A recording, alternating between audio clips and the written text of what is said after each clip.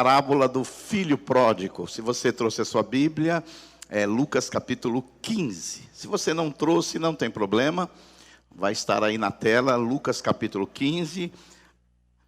A parábola do filho pródigo, ou a parábola do pai pródigo, ou a parábola do irmão insensível. Dê o nome que você quiser. Essa é a parábola mais lida da Bíblia. Essa foi a parábola mais pintada pelos pintores. Essa é a parábola que teve mais filmes de Hollywood. Essa é a parábola mais lida da história da igreja cristã. Que o Senhor me ajude a transmitir essa parábola para você. E que no final você possa sentir o amor do Pai através dessa parábola. E Jesus, ele lá em Lucas capítulo 15, a partir do verso 11, ele diz assim, contando essa história. Ele disse assim, meus irmãos, eu vou ler na tradução revista e atualizada. Certo homem tinha 2 filhos. O mais moço deles disse ao pai, pai, dá-me a parte dos bens que me cabe. E ele lhes repartiu os haveres, a herança. Passados não muitos dias, o filho mais moço, porque esse sempre é o mais moço que apronta, mas vamos lá. Ajuntando tudo que era seu, partiu para uma terra distante, e lá dissipou, lá esbanjou, lá perdeu todos os seus bens, vivendo de uma maneira dissoluta, esbanjadora. Depois de ter consumido tudo, sobreveio àquele país uma grande fome. E ele começou a passar fome, ele começou a passar necessidade. Então, ele foi e se agregou a um dos cidadãos daquela terra. E este os mandou para os seus campos a guardar porcos. Lembre que o judeu não pode lidar com porco. Porco é um animal imundo para um judeu. E o filho foi lá cuidar de porcos. Verso 16. Ali, esse menino, ele desejava fartar-se das alfarrobas, ou seja, a comida, a lavagem dos porcos, que os porcos comiam. Mas ninguém lhe dava nada. Então, caindo em si, disse, quantos trabalhadores de meu pai têm pão com fartura, e eu aqui morro de fome? Levantar-me-ei, irei ter com meu pai, e lhe direi, pai, pequei contra o céu e diante de ti. Já não sou mais digno de ser chamado teu filho. Trata-me como um dos seus trabalhadores. Levantando-se, foi para o seu pai. Vindo ele ainda longe, quando seu pai o avistou, e compadecido dele, correndo, o abraçou e o beijou. E o filho lhe disse, pai, pequei contra o céu e diante de ti, já não sou digno de ser chamado teu filho. O pai, porém, disse aos seus servos, trazei depressa a melhor roupa, vestiu, ponde um anel no dedo e sandália nos pés, porque esse meu filho estava perdido e agora ele foi salvo. Diga aí um glória a Deus, amém. Essa história é, como eu já falei, é a história mais conhecida da Bíblia. Alguns chamam a parábola do filho pródigo como a parábola mais conhecida de toda a Bíblia. Alguns dizem que a parábola do filho pródigo é o resumo dos evangelhos. Alguém diz que a parábola do filho pródigo é o evangelho dentro do evangelho. É um resumo do evangelho. E como eu disse, essa história poderia ser chamada a história do filho pródigo, do irmão insensível. Mas eu quero trabalhar nessa manhã sobre, não a história do filho pródigo, mas a história do pai pródigo. Do pai pródigo. E é interessante quando a gente começa a entender alguns detalhes dessa parábola, a gente começa a ver quanto Deus nos ama. Vamos entender alguns detalhes dessa parábola. Lucas aí capítulo 15, verso 2, fica com a sua Bíblia aberta. O filho mais moço, por que é sempre o mais moço que apronta? Não é verdade? O filho mais moço, olha só, Lucas capítulo 15, verso 12, diz assim: o mais moço deles, quantos filhos o pai tinha, irmãos? 2. O mais moço deles disse ao pai: Pai, dá-me a parte dos bens que me cabe. Ou seja, o filho mais novo chegou para o pai e quis a parte dele na herança. Mas você sabe como eu, antigamente e hoje, você só recebe a herança depois que seu pai morre.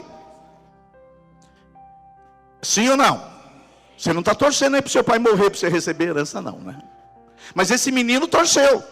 Então, a ideia desse menino é o seguinte: esse meu pai aí está vivendo demais, e eu estou precisando dessa grana dele aí. E esse pai aí, pelo jeito, ele vai viver muito, porque ele faz academia, ele se alimenta bem, ele tem uma boa noite de sono. Esse pai aí vai viver muito, e eu, quando for receber a herança dele, eu também já vou estar velho.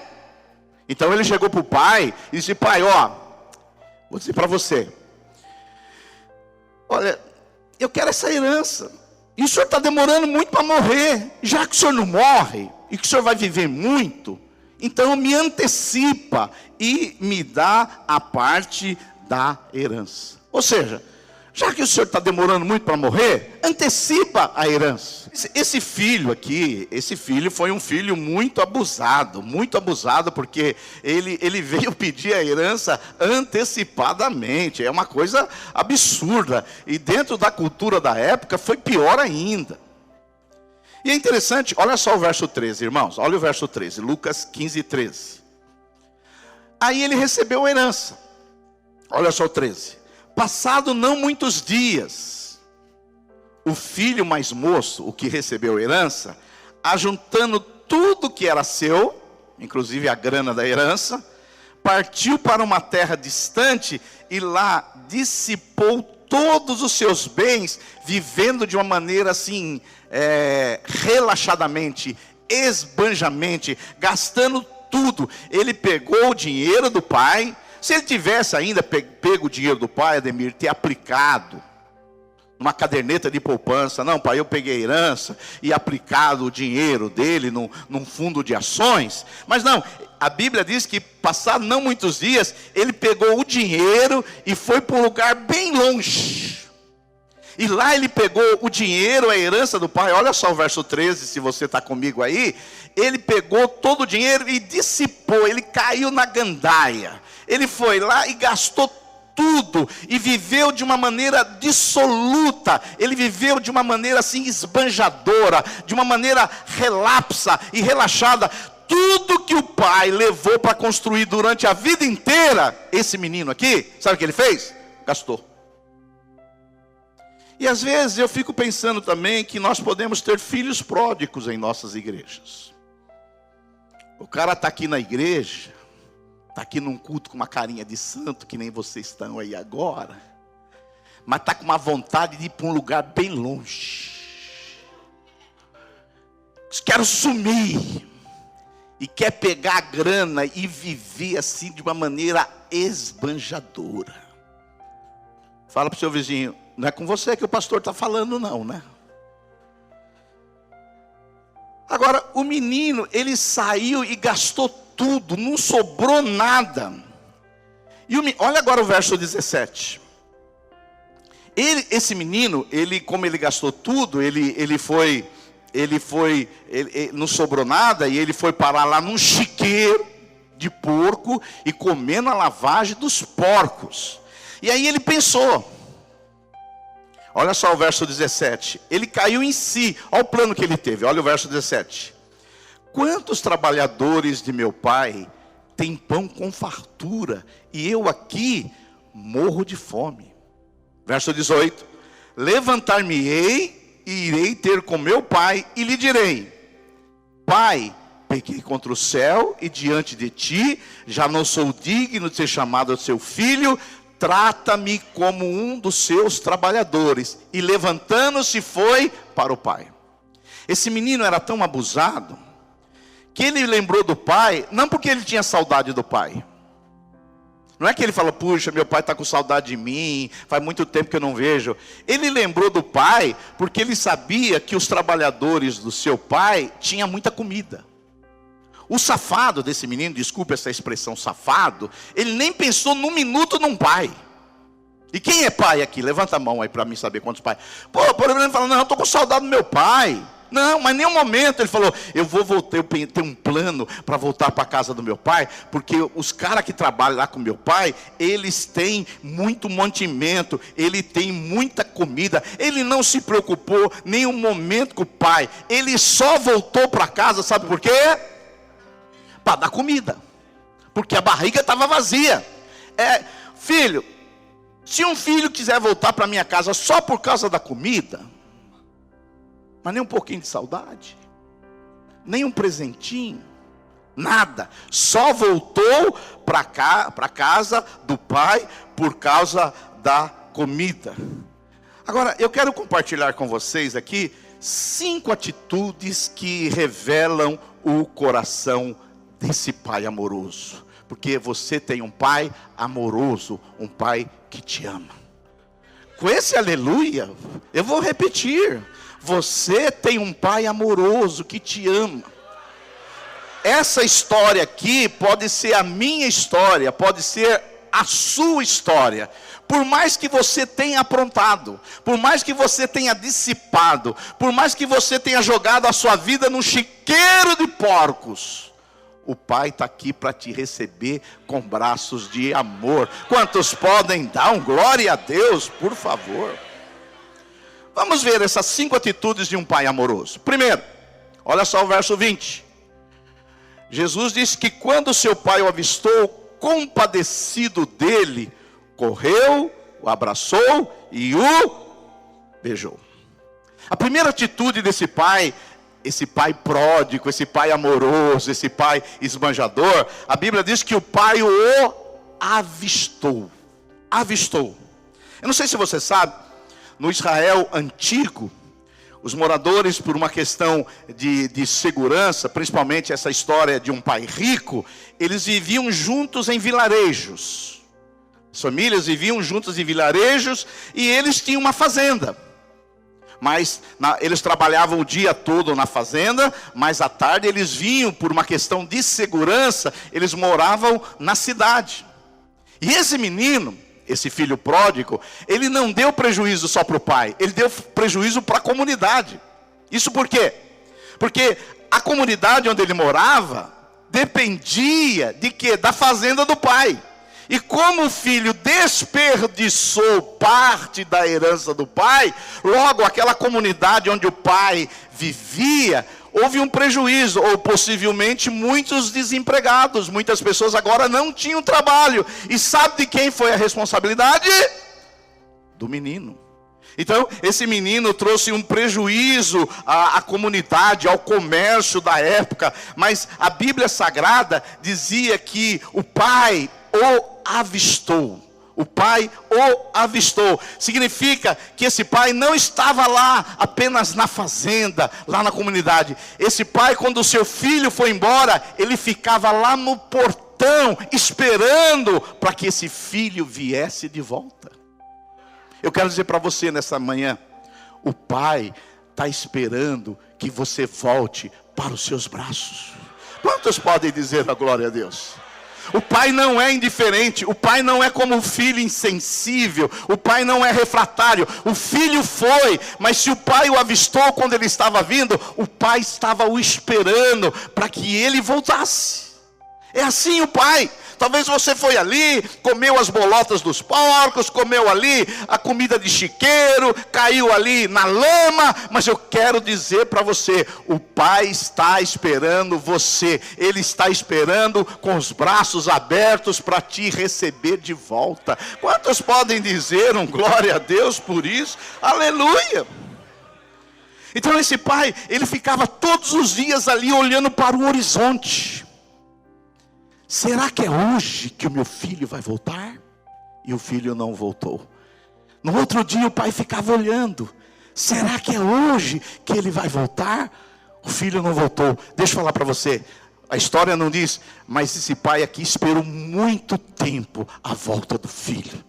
Talvez faz muito tempo que você está longe dos braços do pai, mas o pai está te esperando ainda. Quantos podem dizer um glória a Deus por isso? A segunda atitude do pai, o pai além de avistar, segunda atitude, o pai se compadeceu. Olha só o verso 20. Jesus diz que quando seu pai o avistou, compadecido dele, correu, o abraçou e o beijou. Então esse pai completamente rejeitado, tendo um filho apenas interesseiro, ele se torna um objeto de ridículo desse filho, porque esse menino, ele lidava com porcos, sim ou não? Alguém aqui já foi no chiqueiro? Eu já fui no chiqueiro, meu avô matava porcos. E eu vou falar para você, cheiro de chiqueiro não é que nem perfume Chanel. É um cheiro horrível. E esse pai, na hora que o filho veio, ele poderia falar, ó filho, eu sou seu pai, mas fica um pouquinho distante aqui, vamos tomar um banho primeiro, vamos resolver algumas questões. Mas a Bíblia diz que esse pai, ele se compadeceu. Por quê? Eu não sei você, mas se fosse meu filho, talvez eu daria umas cintadas nele. Tem alguém comigo nessa aqui ou não? Ou eu estou sozinho? Peraí, você gastou o que eu construí a vida inteira, o que eu trabalhei, eu atravessava ali no Piraporim a água pelo pescoço. Eu trabalhei muito ali, pastor William, construí alguma coisa, você vai lá e gasta com prostituta, com seus amigos beberrões, e agora você volta, e nem por causa de mim, você voltou por causa da comida. Eu falava, tá bom, vamos ali entrar naquele quartinho escuro ali que o pau vai comer. Mas é interessante que esse pai poderia estar irado, revoltado. Você gastou parte do meu dinheiro, mas é interessante que esse pai não. Esse pai simplesmente o abraça.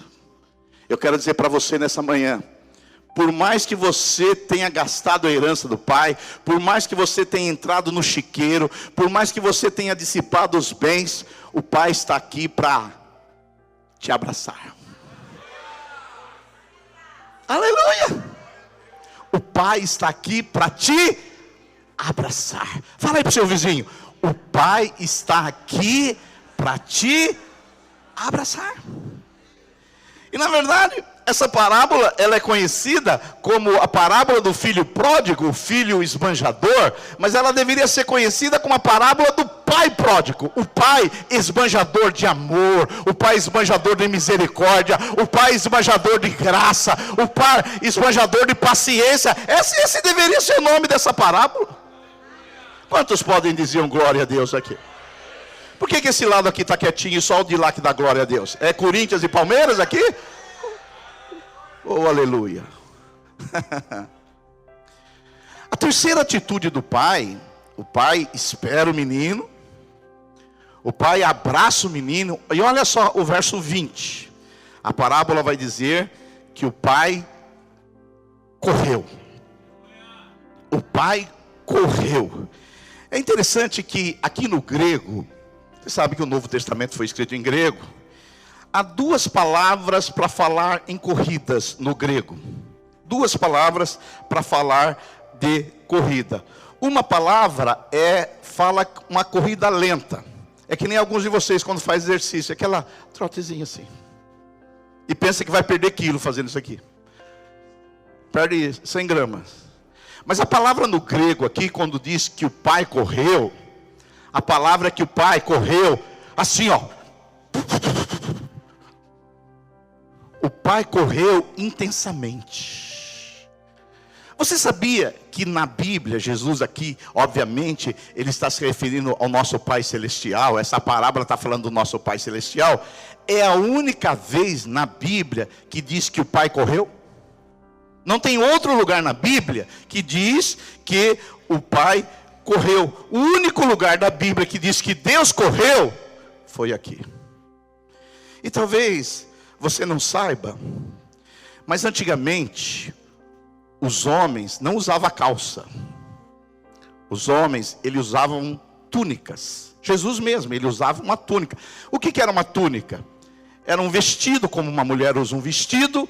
A única coisa que diferenciava o homem de uma mulher era o cinto. Então, olha, túnica com cinto. Agora, esse pai, ele estava lá avistando, esperando o filho. Você já viu alguma mulher correr de vestido? Dá para correr? Tem alguma mulher de vestido aqui que quer correr o risco de correr aqui? Não dá para correr de vestido. Você já usou algum vestido, Will? Nunca usou vestido? Eu já usei. Não, já usei um vestido. Na verdade, num acampamento de jovens lá na década de 80, a pastora Miriam está aqui. Nós, os jovens, que na época, jovem geralmente tem vento na cabeça, né? E eu era líder dos jovens lá da Igreja Batista de Santo André. E eu resolvi que os jovens deveriam se vestir de mulher. Fiz isso. E o pior é que você não sabe a consequência disso. O pastor ficou emburrado comigo. Ele falou, você é o líder dos jovens, você está assim, e os outros? Ele ficou emburrado e falou que nós éramos tudo endemoniados. Eu falei, mas você tem uma igreja de endemoniados, então? Mas depois ele acalmou, pô. Era um negrão de 2 metros de altura, nervoso pra caramba. Não era que nem eu, calmo, sereno e tranquilo. Ô, glória, aí o que acontece? Esse pai corre, mas deixa eu falar para você. Normalmente, um homem velho não corre. Na tradição antiga, os patriarcas do Oriente não corriam. Por quê? É vergonhoso um ancião correr. Quem corre são crianças. Quem corre são adolescentes. Quem corre são jovens. Quanto mais velho você fica, menos você corre. Por exemplo, você vê aqui no trem, eu moro perto da estação aqui. Quando está passando um trem, a molecada corre. Agora o ancião não, ele vai devagar. Não, tem outro trem, vai passar outro trem daqui 10 minutos. Quanto mais velho você fica, menos você corre. Agora, era um costume do Oriente que velhos também não corriam. Mas esse pai, compadecido, ao ver o seu filho, avistou o seu filho, e no seu coração tinha tanto amor para dar aquele filho, que ele não se conteve. Ele agora de túnica, para correr de túnica, sabe o que você tem que fazer? Levantar. Filho, se eu for levantar aqui, você vê minhas canelas finas e feias, você não vai gostar. Agora, esse homem, ele levantou as túnicas, segurou aqui, e saiu correndo para abraçar o filho. Deixa eu falar para você, isso na época foi ridículo, vergonhoso. Esse pai se colocou em estado de humilhação, de vergonha, de tanto que ele amava o filho. Às vezes eu e você, às vezes colocamos Deus numa situação difícil, porque às vezes o diabo vê as coisas que nós estamos aprontando aí fora. Mas deixa eu falar para você, o Pai não tem vergonha de você. O Pai te ama de uma maneira que Ele não pode amar mais do que Ele te ama. E Ele está disposto a correr para ir ao seu encontro, porque Ele te ama. Dá um glória a Deus aí, aleluia. Isso é maravilhoso. Quantos podem aplaudir o Senhor por isso? Aleluia, aleluia. E aí, esse pai, quando chega, ele sai correndo em disparada. Quando ele vê o filho, ele vai lá e abraça aquele filho fedorento, porque o pecado fede. E o pai abraça o filho. E aí o filho, sem vergonha esse menino aqui, safado, ele já preparou um discursozinho. Quando eu voltar, eu já sei que eu vou falar para o meu pai.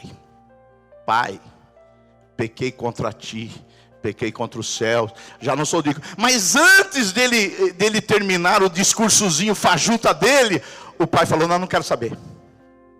O pai disse assim, eu não quero saber. O pai interrompe aquele discursozinho ensaiado, formal, litúrgico. O pai interrompe, ignorando aquele discurso. E o pai diz assim, traga a melhor roupa.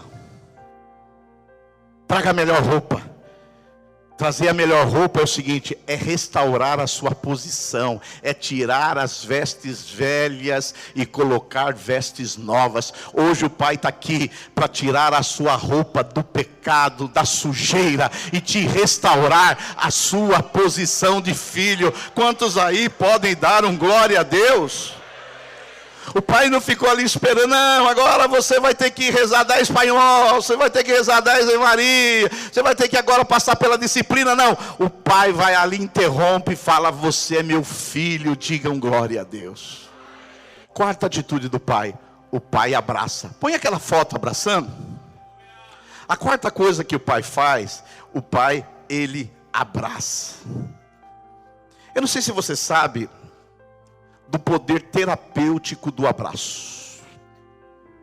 Não sei se você sabia, o abraço tem um poder terapêutico muito grande. Esse abraço do pai e do filho trouxe muita cura na vida do filho.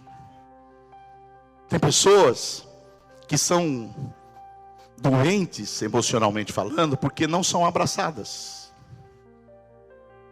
Eu mesmo, no meu caso, eu não lembro do meu pai ter me abraçado nenhuma vez. Mas cinta nas costas, eu lembro de muitas.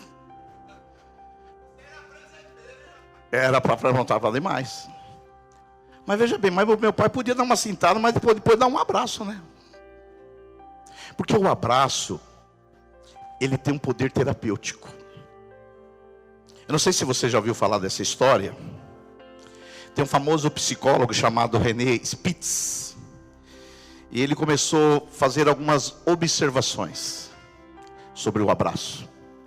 Depois da Segunda Guerra Mundial, ele começou a observar as crianças nos orfanatos. Você sabe que depois da Segunda Guerra Mundial, houve milhares e milhares de crianças na Europa que ficaram órfãs.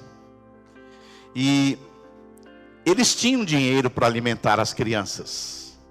Tinham dinheiro suficiente para dar comida e bebida. Mas eles não tinham dinheiro suficiente, não tinham pessoas suficientes para cuidar dessas crianças. E esse psicólogo, durante 3 anos, ele observou que as consequências da falta do contato físico nas crianças traziam muitos problemas emocionais. Ele observou num desses orfanatos que havia 97 crianças entre 3 meses a 3 anos de idade. E ele faz algumas observações chocantes. Primeiro, ele diz que essas crianças, depois do primeiro mês, muitas delas não comiam. Outras não conseguiam dormir. E algumas delas ficavam com o olhar fixo na parede. Depois de 5 meses, muitas crianças choravam incontrolavelmente.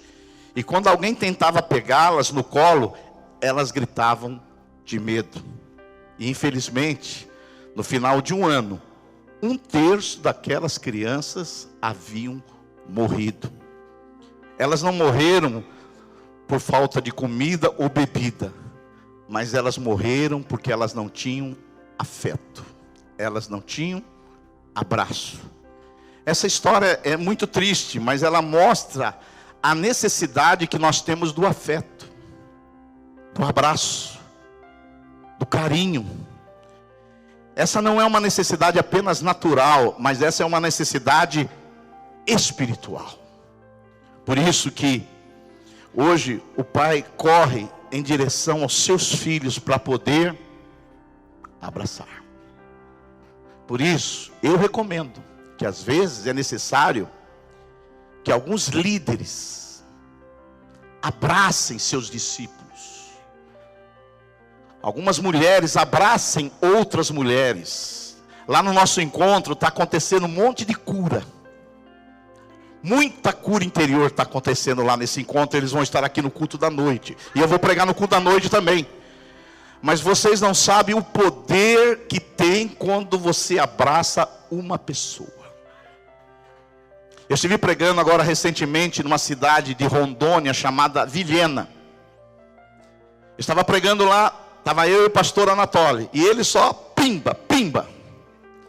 O Espírito Santo me levou e falou: Silvio Galli, você vai começar a orar agora pelos homens e você vai abraçá-los. E você vai dizer para eles que o Pai os ama. Irmãos, vocês não sabem o que aconteceu nessa igreja. Eu orei lá por dezenas de pessoas. Quando eu pegava aqueles jovens, abraçava e orava por eles e falava: olha, o Pai tem um recado para você. Abraçado. O Pai ama vocês. Aqueles jovens, adolescentes, eles choravam descontrolavelmente. Teve um dia das reuniões que nós saímos da igreja 9 horas. Fomos embora. O pastor falou: pastor, tem gente 1h da manhã lá na igreja gritando, agradecendo a Deus pelo amor que o Senhor tem por eles. Deixa eu falar para você, você que é líder, às vezes é muito importante você também abraçar os seus liderados e dizer para eles que eles são amados do Pai. Há homens em nossas igrejas, como eu quando cheguei há 40 anos atrás, que nunca tinha recebido um abraço. Mas quando recebe um abraço, a cura, a transformação, a restauração, a renovação espiritual. Quantos podem dar um glória a Deus por isso? E por último, o Pai, além de avistar, além de se compadecer, o Pai, além de correr, além de abraçar, por último, o Pai o beijou. Olha só o verso 20. O Pai fez todas essas coisas e por último o Pai o beijou. O texto diz que o Pai o beijou. É interessante que a palavra grega aqui para beijar é katafiléu. Não é beijar uma vez. É beijar e continuar beijando. Você sabe quando seu filho te pega e não para de te beijar?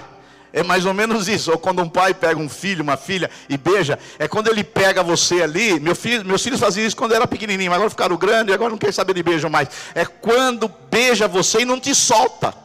É o famoso lambe-lambe que não te larga. E o Pai o beijou. É interessante essa parábola que fala do amor do Pai, porque essa parábola está falando de Deus. Há um pastor americano chamado Joy Barley. Ele disse que ele conta uma história muito interessante. Ele conta que na época dos hippies, paz e amor, mano, um dos seus filhos se rebelou, deixou a família, deixou a igreja e resolveu se juntar aos cabelos longos e começou a usar drogas. Num dia, seu pai estava procurando por ele, entre os hippies, entre os drogaditos ali, na Cracolândia da época, e o seu pai procurou e entrou num galpão. E quando o pai entrou no galpão, tinha um monte de hippies viciados ali, pessoal tudo drogados. O pai entrou com cuidado e foi tentando procurar o seu filho. E não achava, mas chegou um momento ali que o seu pai achou o filho ali deitado, dormindo no meio ali dos hippies drogados.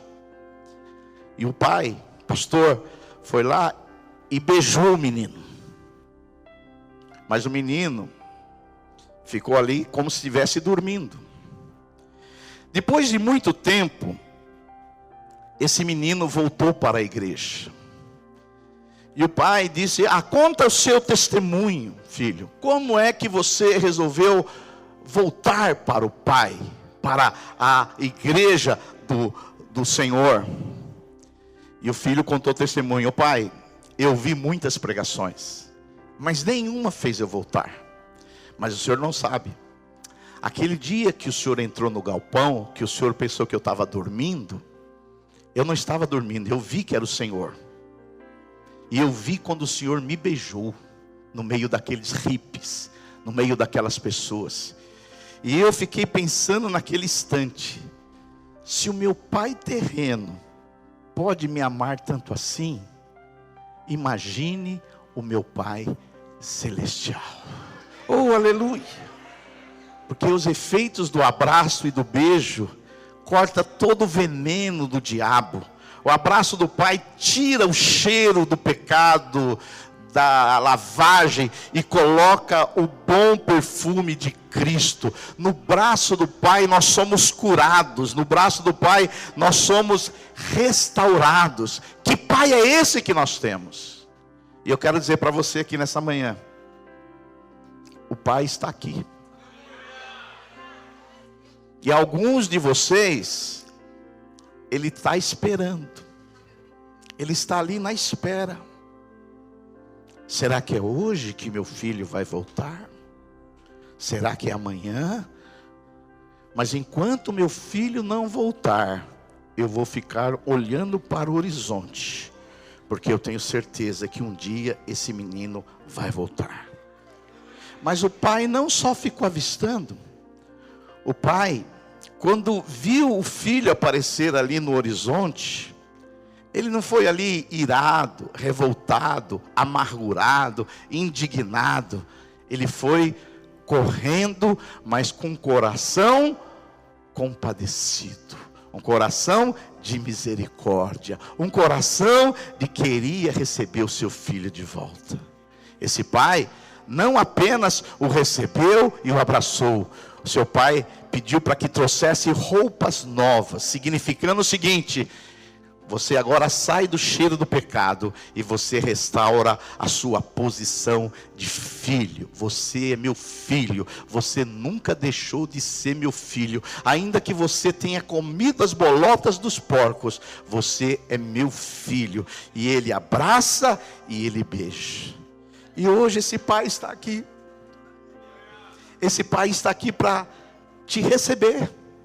Esse pai está aqui para te abraçar. Esse pai está aqui, não para que você venha com um discursozinho: olha pai, eu voltei, não quero nem ouvir o que você tem para dizer. O pai só vai te abraçar, te beijar, colocar uma roupa nova, um anel no dedo e mais, pedir para que os seus servos tragam um bezerro cevado e vamos fazer uma festa, porque esse meu filho estava morto e reviveu, para a glória de Deus.